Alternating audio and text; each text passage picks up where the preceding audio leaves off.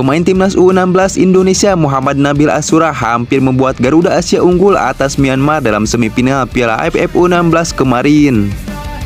Muhammad Nabil Asura nyaris membobol gawang Myanmar melalui tendangan salto pada menit ke-87.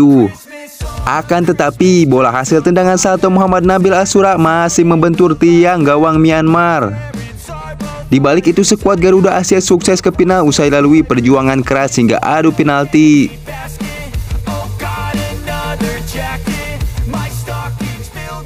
Bertanding di Stadion Maguwo Harjo, Sleman, skuad timnas Indonesia U16 kembali melakoni partai sengit di babak semifinal Piala AFF U16 2022 dengan menghadapi Myanmar. Berbekal status juara grup A sekaligus tuan rumah turnamen, timnas Indonesia U16 diunggulkan untuk bisa raih kemenangan atas Myanmar sekaligus pastikan tiket ke final Piala AFF U16 ketiga kalinya. Menarik ditunggu hasil Indonesia U16 kontra Vietnam di laga final. Sementara itu, Bima Sakti baru ada di fase awal karirnya sebagai pelatih.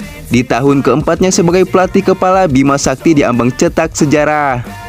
Syaratnya, ia harus membawa timnas Indonesia U16 juara Piala AFF U16 2022. Jika berhasil, maka Bima Sakti akan cetak sejarah dengan meraih gelar juara pertama pada level sebagai pelatih.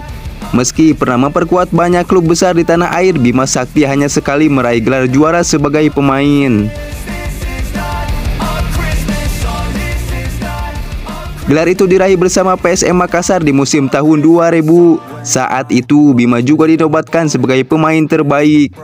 Bima Sakti pun sangat termotivasi bisa meraih trofi perdana sebagai pelatih. Ia berdoa agar keinginan itu bisa terwujud. Bima Sakti sebenarnya pernah meraih trofi lain bersama timnas Indonesia ketika masih berstatus sebagai pemain. Trofi yang dimaksud adalah di ajang Piala Kemerdekaan. Namun, gengsi Piala Kemerdekaan tentu tidaklah terlalu tinggi. Apalagi ajang itu juga tidak termasuk dalam kalender resmi FIFA. Di balik suksesnya timnas Indonesia U16, tentu saja ada peran penting Sintayong yang menitipkan pesan kepada pelatih timnas Indonesia U16 Bima Sakti dalam ajang Piala AFF U16 2022. Amanat Sintayong disampaikan salah satu asistennya di timnas Indonesia, Nova Arianto, kepada Bima dalam sebuah pertemuan.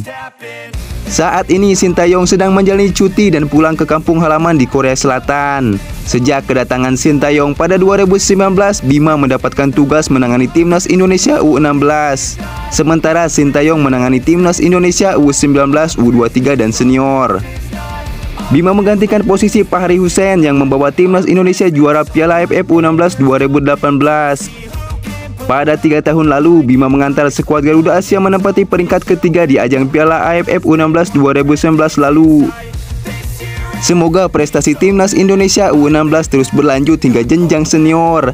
Menarik dinantikan prestasi mereka di masa yang akan mendatang.